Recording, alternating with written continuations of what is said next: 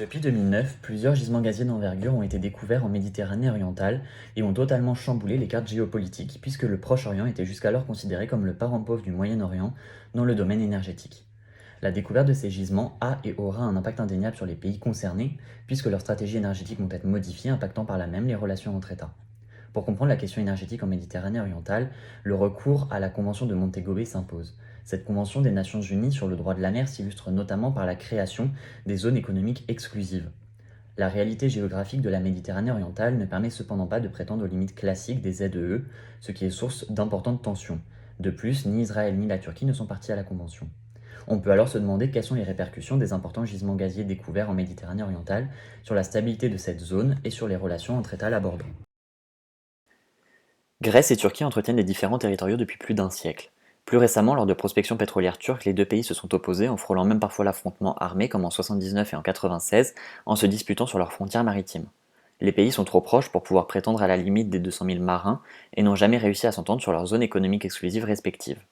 S'ajoute la problématique de la multitude d'îles, à l'instar de la petite île de Castello-Rizzo. Située à seulement 2 km des côtes turques, elle permet théoriquement à la Grèce d'étendre sa ZEE jusqu'à rejoindre celle de Chypre. Les découvertes d'hydrocarbures ont renforcé encore davantage les prétentions turques, avec un double objectif, mettre la main sur des champs gaziers et éviter de perdre sa place de hub énergétique majeur entre Asie, Moyen-Orient et Europe.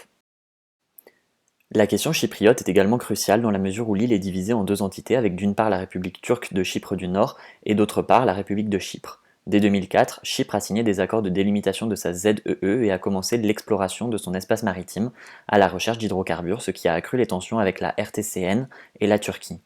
La Turquie tente de s'opposer aux prospections chypriotes en mer puisqu'elle considère que les bénéfices des gisements découverts devraient aussi profiter à la population de la RTCN. Si certains ont misé sur le gaz comme facteur de réunification de l'île, on peut considérer qu'il s'agit d'une occasion manquée puisque chypriotes turcs et grecs n'ont pas réussi à se mettre d'accord sur les conditions d'une réunification et que la question du gaz est davantage devenue une pierre d'achoppement qu'un catalyseur au problème chypriote. Israël et le Liban se disputent eux aussi sur leurs espaces maritimes puisque leur frontière n'a pas été étendue à la mer. Ce désaccord frontalier complique la prospection d'hydrocarbures dans une zone ayant un riche potentiel, le bloc 9, qui se trouve précisément dans l'espace maritime disputé. Le conflit israélo-libanais montre les risques de tensions accrues par la question énergétique, puisque le Hezbollah a notamment menacé de frapper les plateformes offshore israéliennes si l'État hébreu décidait d'exploiter des champs à l'intérieur de la zone contestée. Toutefois, ce conflit montre aussi la nécessaire entente entre États pour espérer tirer profit de l'exploitation des hydrocarbures. Fin 2020, les deux pays ont mis sur pied des négociations qualifiées d'inédites, ayant pour but de lever les obstacles à la prospection d'hydrocarbures. Cependant, même là, diverses tensions sont apparues en raison notamment des revendications croissantes du Liban. Face à l'atout stratégique qu'est le gaz, on constate un bouleversement de la cartographie stratégique habituelle engendrant de nouvelles alliances et négociations. De gisements gaziers comme le Tamar 2 et le Léviathan présents en Israël vont engendrer de nouveaux défis pour ce pays. Un contrat d'importation du gaz israélien va alors être conclu avec l'Égypte malgré les rivalités et les tensions. L'Égypte, étant en difficulté par rapport à l'augmentation de sa consommation d'électricité, a conclu cet accord en 2018 prévoyant la livraison de 64 milliards de mètres cubes de gaz pour une période de 10 ans. Elle se retrouve ainsi comme un importateur et non plus comme un fournisseur et espère que ce contrat lui permettra de gagner du temps pour développer un nouveau marché gazier grâce à la découverte du gisement Zohr en 2015. Quant à Israël, qui est dépourvu d'infrastructures adaptées, ce contrat est une réelle possibilité de se lancer concrètement sur ce marché, voire de susciter une demande extérieure. La présence d'hydrocarbures en Méditerranée bouleverse les relations étatiques et pousse les États à mettre fin à leurs différends en faveur d'alliances. Toutefois, ces alliances ne semblent pas fondées sur une véritable entente, mais bien sur des bénéfices et des intérêts personnels, voire même lorsqu'il existe un adversaire commun. En effet, face au comportement de la Turquie, voire même du Liban, Israël va alors s'allier à la Grèce et à Chypre au sein du projet Esmait Pipeline.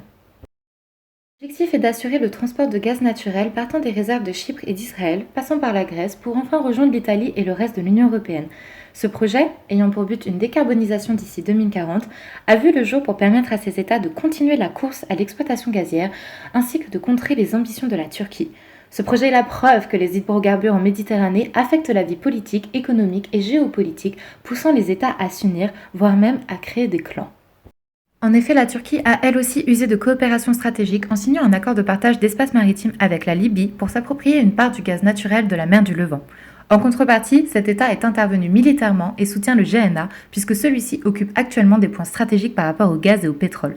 La Libye est devenue le théâtre d'une multitude de conflits dont les gisements de gaz et de pétrole constituent l'arrière-scène de ce conflit. La Méditerranée orientale a été un paradis pour ces États, mais cette région riche en gaz est désormais une région riche en tensions. En effet, les découvertes des nouveaux gisements depuis 2019, les diverses exploitations des hydrocarbures ainsi que l'absence de délimitation précise des territoires rebattent la carte des alliances et ravivent les tensions géopolitiques entre ces États. Ces nouvelles compétitions dues à l'énergie se sont traduites du coup par des tensions omniprésentes, des conflits et des alliances plus ou moins fragiles, laissant du coup planer un doute quant à un futur éclatement entre ces États voisins.